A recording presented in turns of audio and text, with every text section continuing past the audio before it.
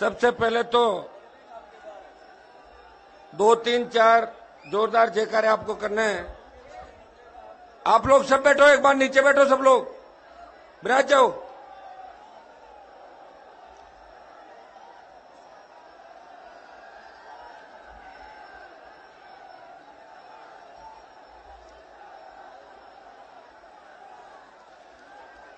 सबसे पहले 2, 4 जयकारे, जिन जयकारों की वजह से आज सेकंड हुंकार जो नागौर के बाद बाड़मेर में आप लोगों ने भरी है, मैं धन्यवाद देता हूं।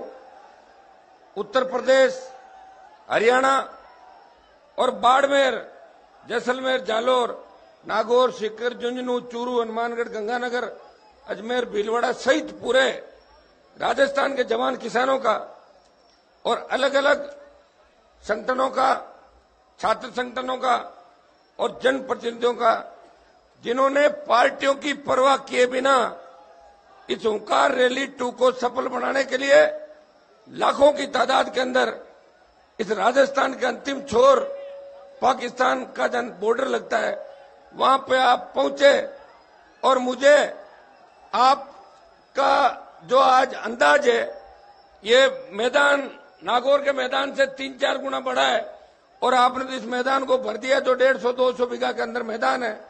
ये रैली अब तक की राजस्थान की सबसे बड़ी रैली है और मेरा अंदाज है कि 7 लाख से ज्यादा लोग इस रैली के अंदर और बाड़मेर के अंदर और 5 किलोमीटर का जो इलाका है, पूरे इलाके जाम हो गए और लोग अभी भी गांव से आ रहे हैं।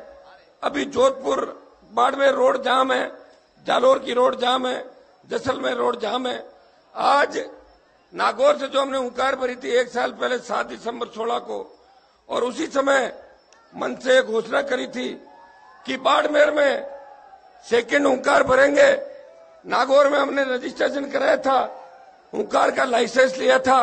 आज आपने उस लाइसेंस को रिन्यू कर दिया और दूसरी बड़ी हुंकार इस राजस्थान के अंदर परिवर्तन की भर दी। मैं धन्यवाद दूंगा प्रदेश के जवानों को और किसानों को कि सब लोग अपने अपने साधनों से इस रैली के अंदर आए और सारी व्यवस्थाएं खुद ही आपने की और कई लोग तो गाड़ियों में अपने बिस्तर लेके आए और खाने का सामान भी लेके आए। मैं धन्यवाद दूंगा आपको। अगर आपने इतना कुछ सीख लिया, इंतजार करना सीख लिया, तो राज के बहुत करीब हो। 2018 का मिशन पूरा होगा। और सबसे बड़ा धन्यवाद मैं डॉक्टर साहब को दूंगा कि हमेशा मेरे साथ कंधे से कंधा मिला के, चाहे विधानसभा हो, सड़क पे आना पड़े, हमेशा डॉक्टर साहब सड़क से लेकर विधानसभा तक मेरे साथ संघर्ष करते हैं।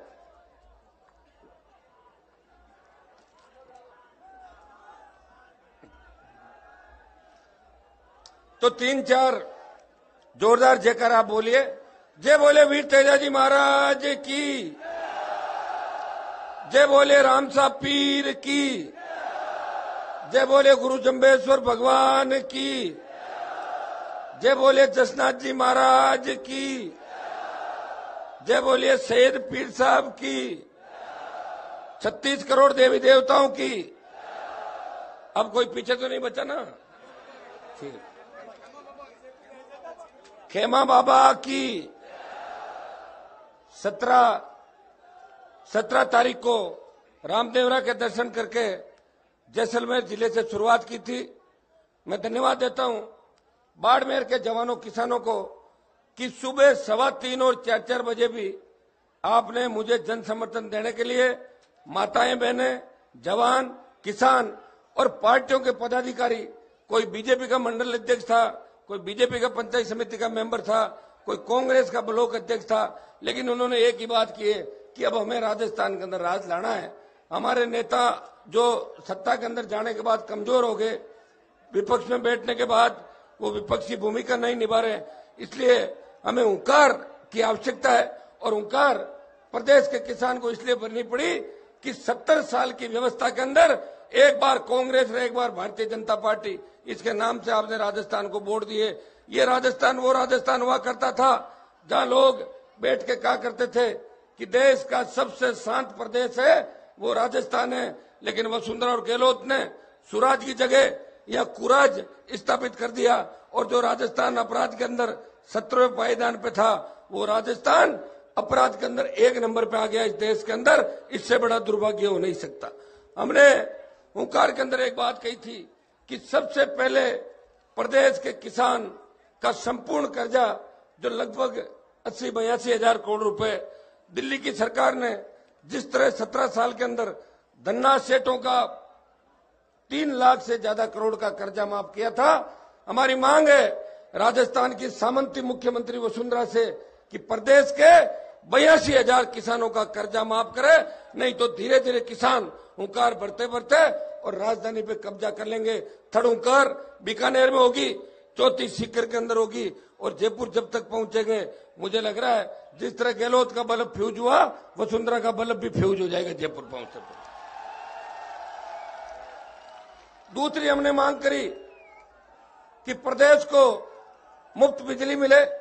आज पंजाब, कर्नाटक, तमिलनाडु और तेलंगाना की सरकारों ने किसानों को मुफ्त बिजली दी है।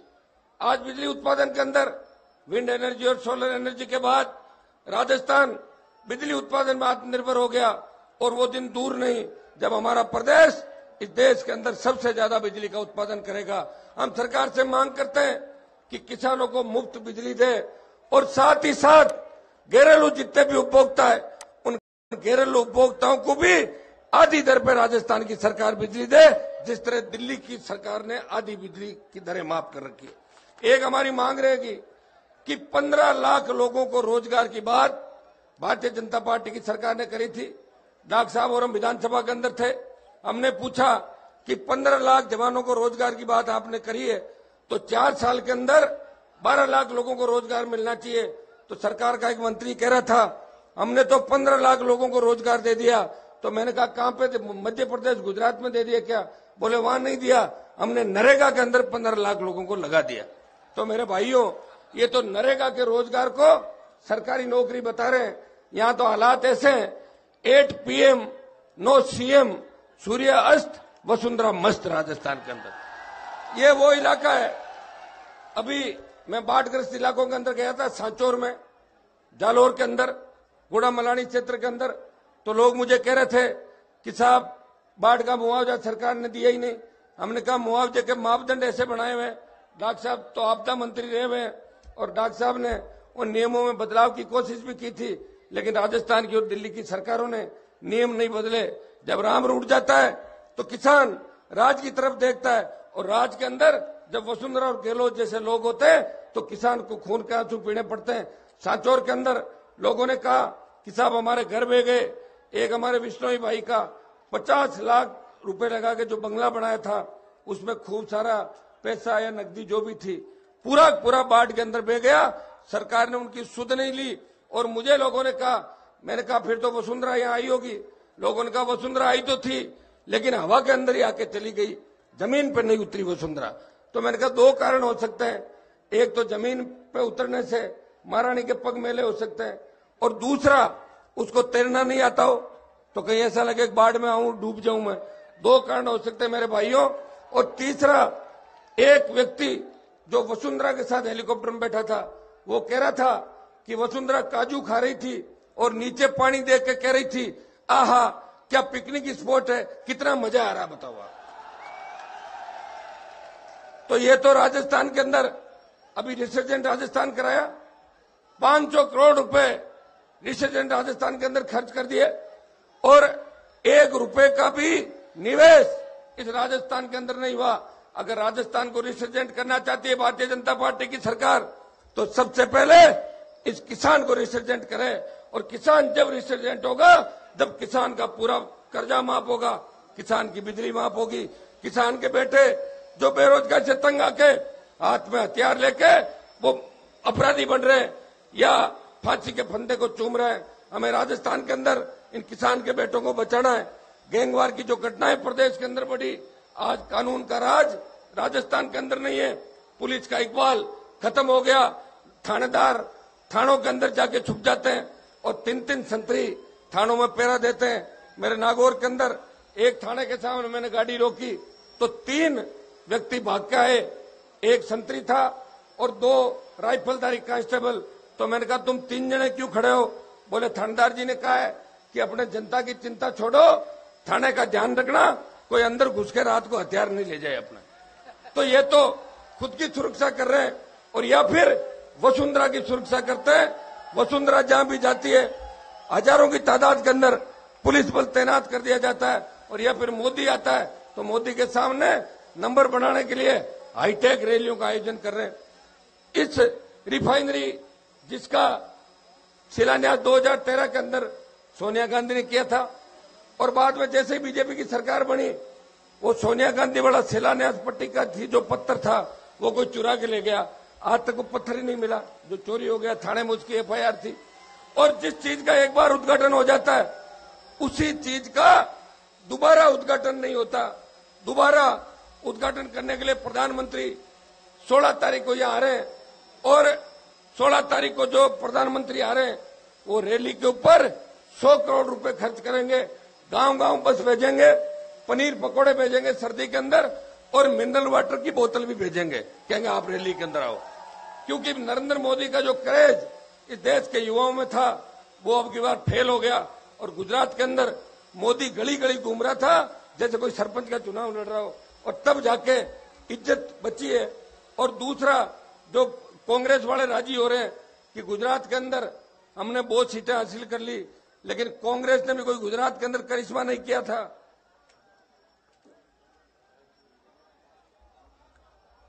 हम तो सोशल मीडिया के ऊपर पढ़ते थे कि कांग्रेस के राष्ट्रीय अध्यक्ष राहुल गांधी एक बार पेशाब करने के लिए महिलाओं के बाथरूम में घुस गए थे गुजरात के अंदर। तो इससे बड़ा भद्दा मजाक क्या होगा कि जिसको बाथरूम का ही पता नहीं है, महिलाओं का पुरुषों का, वो अगर देश की गद्दी पे बैठ गया तो देश को पता नहीं कहां लेके जाएगा। अब लोग तो क्या, यहाँ लोगों के पता ही नहीं, लोग आजाद जीवन क्यों नहीं जीना चाहते। लोग टिकट की कतार के अंदर खड़े रहते हैं।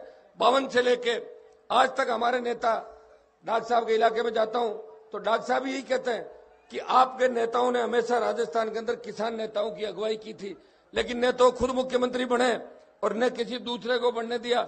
असली किसान का बेटा आज तक इस प्रदेश का सीएम नहीं बना, इसलिए किसान दिन पर दिन बिगड़ता चला गया। किसान की हालत खराब हो गई। आर्थिक तंगी के चलते इस प्रदेश का किसान आत्महत्याएं कर रहा है। 4 साल के अंदर सबसे ज्यादा आत्महत्याएं राजस्थान के अंदर किसानों ने की और दूसरे सबसे ज्यादा अगर आत्महत्याएं हुई तो प्रदेश के जवानों ने बेरोजगारी से तंग आकर आत्महत्याएं की है। हमने एक हुंकार ये भी भरी है कि टोल मुक्त राजस्थान होना चाहिए। जब रोड टैक्स लेते हो तो टोल टैक्स किस बात का, और हम टोल पे पूरी मुक्ति चाहते हैं। गुजरात के अंदर प्राइवेट वाहनों को टोल मुक्त किया है, लेकिन मेरी सरकार से मांग है कि वसुंधरा इन टोल नाकों को हटाओ। बीच में मैं कहता था कि अपने ससुराल धौलपुर ले जाओ, तो धौलपुर से लड़के फोन कर रहे हैं, अरे साहब हम भी राजस्थान के अंदर ही है, तो हमने भी चेंज कर दिया। वसुंधरा इन टोल नाकों को उठा के अपने पियर ग्वालियर ले जाए। और आपको पता है वसुंधरा कौन से खानदान से आती है? आपको ध्यान नहीं होगा शायद। ये वो खानदान है जहां रानी लक्ष्मीबाई, जिसने आजादी की लड़ाई लड़ी थी अंग्रेजों से लड़ाई के अंदर, झांसी की रानी का, जो झांसी की रानी की तात्या टोपे की और भगत सिंह की भूमिका को ये देश भुला नहीं सकता। वसुंधरा के दादा परदादाओं ने झांसी की रानी को अपने महल के अंदर शरण देने के बहाने बुलाया और पीछे से अंग्रेजों को बुला के युद्ध करवा दिया। झांसी की रानी अगर शहीद हुई है तो वसुंधरा के दादा परदादा और उन लोगों की वजह से धोखा खा के झांसी की रानी को वहां शहादत देनी पड़ी। और वसुंधरा की कोई जाति नहीं है। मैंने असेंबली के अंदर पूछा, फार्म भरते हैं तो एक जाति आदमी लिखता है, और भाई मान लो कोई लव मैरिज कर ले दूसरी जाति में तो 2 हो जाती है, उसकी लेडीज की 2 हो सकती है, कोई हो जाए। तो वसुंधरा तो 70 जाति है। जाटों में तो मैं जाट की बहू, राजपूतों को राजी करने के लिए मैं आपकी बेटी हूं, मेघवाड़ों के अंदर कह दिया मैं भाणजी हूं। मीणाओं में डॉक्टर साहब क्या कहती थी? मीणाओं, अच्छा भाणजी। मीणाओं की बुआ कहती थी कि मीणाओं की बुआ हूं। और मैं गुजरों की समदन हूं, यादवों के मैंने राखी बांधी है, मैं बंजारण हूं, रेबारण हूं। तो हमने कहा साहब हाथ जोड़ के पूछ रहे हैं कि जब वसुंधरा की जाति का हमें ही पता नहीं विधायकों को, तो फिर राजस्थान की जनता को कैसे पता होगा? 70 जाति बता दी, एक बता दो, कोई सी भी बता दो, आपका जो मन हो। तो एक मंत्री बोला आपको क्या तकलीफ है, हम तो मैडम का पूरा शतक बनाएंगे, 100 जाति करेंगे। तो ये तो शतक बनाने में तुले हुए मेरे भाइयों। हार्डकोर अपराधी हाई सिक्योरिटी जेल से किस तरह अपराध को अंजाम देते हैं। जोधपुर जयपुर कमिश्नरेट पूरी तरह फेल हो गए और जयपुर के अंदर उस व्यक्ति को कमिश्नर लगाया जो व्यक्ति अशोक गहलोत के ट्रांसफर पोस्टिंग करता था, सीएमओ के अंदर डीआईजी आईजी के पद पे था। वो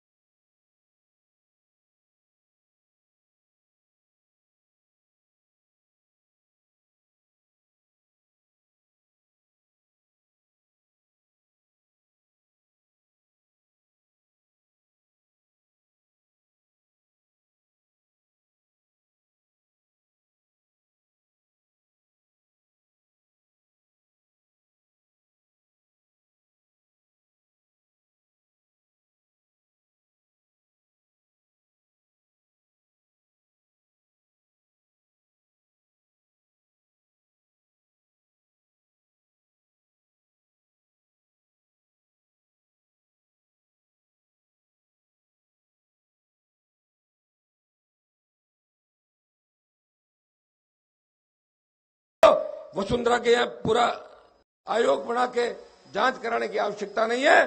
सरकार चाहे तो पहले गिरफ्तार करके और मुकदमा बाद में दर्ज कर सकती है।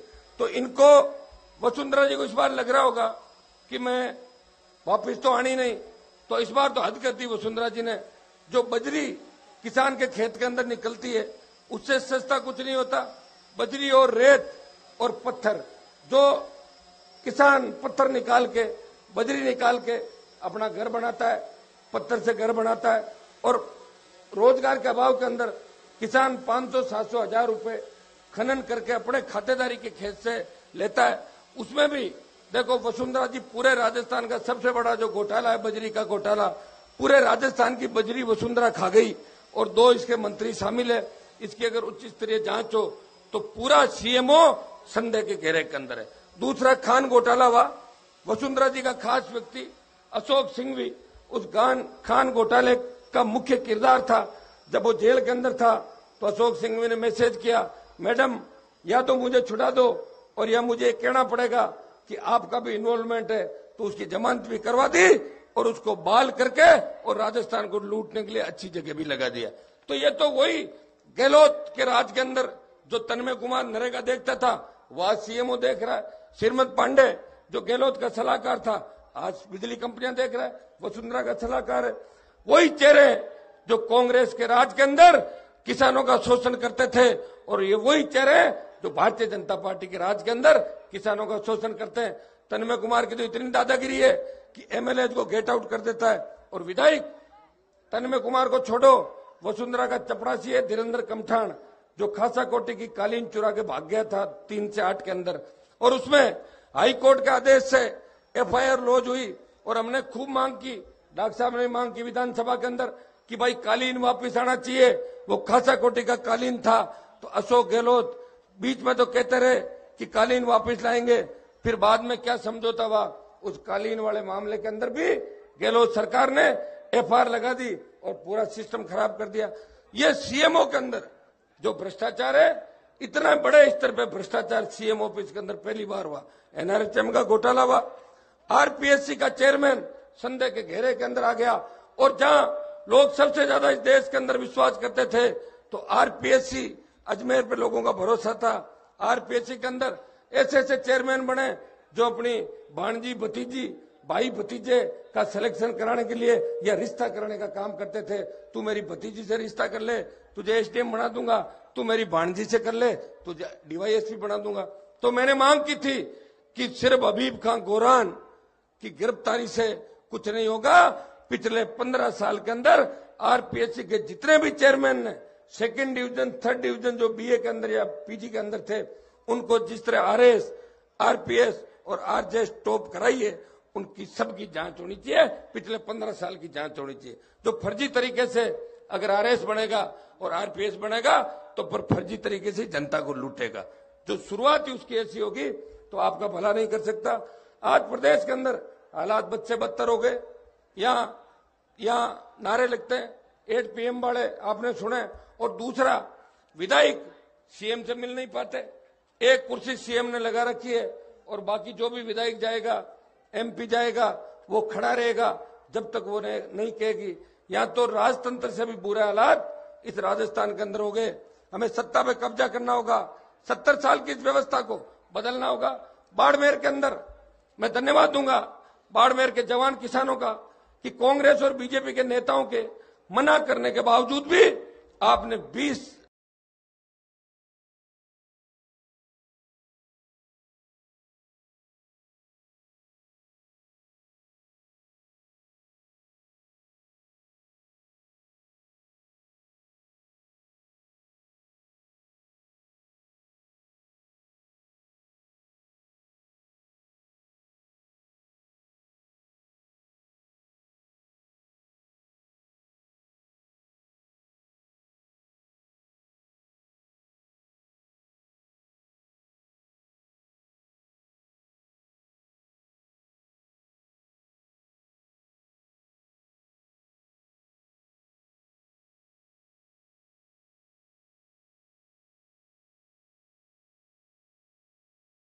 दिन से लगातार मेरा हौसला राजी नहीं है। वो धमकाते हैं और वो थोड़ा सा धमकाते हैं, फिर ये पैसा लेके पहुंच जाती है। बीच में ऐसा चला था जब इसके बेटे पे मनी लॉन्ड्रिंग के आरोप लगे। ललित मोदी जो मैडम का दोस्त है, उसको इन्होंने वीजा दिया था, वीजा की सिफारिश करी थी कि भाई आप जाओ प्रतिपक्ष के नेता की हैसियत से। तब पूरे देश के अंदर ये बात चली थी कि सीएम और सीएम का बेटा और ललित मोदी जिसमें रेड कॉर्नर का नोटिस था, भगोड़ा मोदी, उसकी इन्होंने सिफारिश कर दी। लेकिन नरेंद्र मोदी ने जिस नाम के वोट देश से लिए थे कि मैंने खाऊंगा न खाने दूंगा, और जब वसुंधरा पे भ्रष्टाचार के आरोप लगे, सुषमा स्वराज पे भ्रष्टाचार के आरोप लगे, तो मोदी ने भी अपनी दिशा बदल दी। मुझे लग रहा है मोदी ने अब नारा चेंज कर दिया, न खाऊंगा और खाता हुआ कोई दिखा तो मैं पांति पढ़ा लूंगा, उसमें से आधा ले लूंगा। और बिहार के चुनाव के अंदर 500 करोड़ रुपए राजस्थान की सीएम से लिए, यूपी के चुनाव के अंदर 500 करोड़ रुपए वसुंधरा से लिए, और इसके लिए खुला छोड़ दिया कि आप तो लूटो राजस्थान को जितना लूट सकते हो। आज 302 के आरोपी 3 मंत्री इस राजस्थान की सरकार चला रहे। और तो और गृह मंत्री को तो इतना मजबूर कर दिया कि आरपीएस और जो आईपीएस की लिस्ट निकलती है, आईपीएस की लिस्ट के अंदर तो गुलाब चंद कटारिया को पूछा भी नहीं जाता, और आरपीएस की जो लिस्ट निकलती है, कटारिया जी कुछ लिस्ट भेजते हैं, सीएमओ से चेंज हो जाती है। वो मजबूर है, वो हमारे को कहते रहते हैं, और कई बार तो भावुक होकर रोने भी लग जाते हैं। अब बताओ कैसे गृह मंत्री बना दिया राजस्थान के अंदर। चाहे जैसे स्टेटमेंट दे देते हैं, दिन में कुछ, शाम को कुछ। एक बार किसान ने आत्महत्या कर ली तो विधानसभा के अंदर मामला उठा कि साहब किसान पेड़ पर लटक गया, तो कटारिया जी बोले पेड़ पर लटकाई क्यों, मैंने थोड़ी कहा था। अभी बताओ। अब ये हालात है मेरे भाइयों, इन हालात से हमें लड़ना है।